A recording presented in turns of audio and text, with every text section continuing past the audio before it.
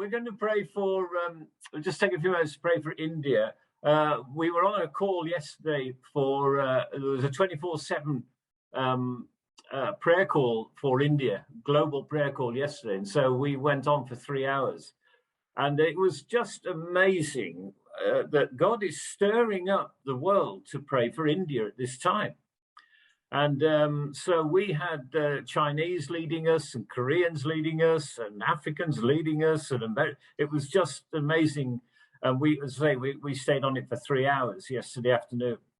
And but the challenge that's coming out of India for the gospel is absolutely immense. And I know some of you have probably been there. Some of you have got India on your hearts. And so we felt that today we should really pray a releasing of the gospel. This is a nation of 1.4, possibly 1.5 billion people. 60% of the population is under 25. Places like Calcutta and Delhi have got massive child prostitution zones involved, thousands and thousands of 10 and 12-year-old girls. There's just enormous need. And of course, the country is full of millions of gods, literally. And so today we feel, okay, Lord, this is our opportunity to take a few minutes to pray for this country and to pray.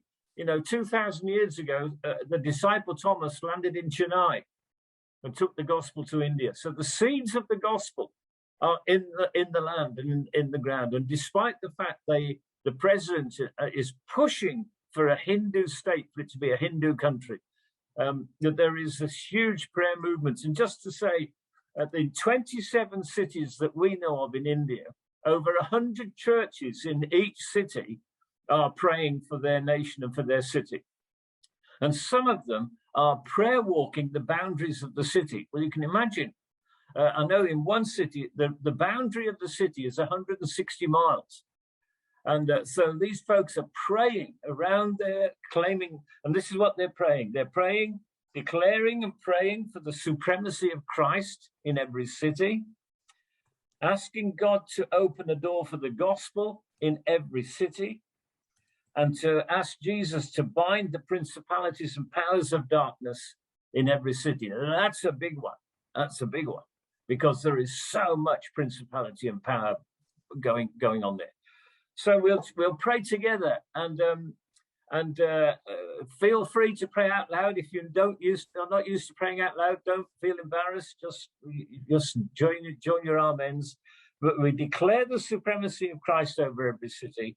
We ask God to open the door of the gospel in every city, and we ask Jesus to bind the principalities and powers of darkness in every city. And one more: there is a God. Some of the men and maybe some of the women might know, but there is a God in India called Kohli. He's the captain of the England cricket team. And if you know anything about cricket in India, it is they worship their cricketers. And I just thought yesterday, wouldn't it be amazing if Kohli got saved? That's not me, by the way. They used to call me Kohli at school. Yeah. But if Kohli, the captain of the Indian cricket team, became a Christian, my goodness me. Anyway.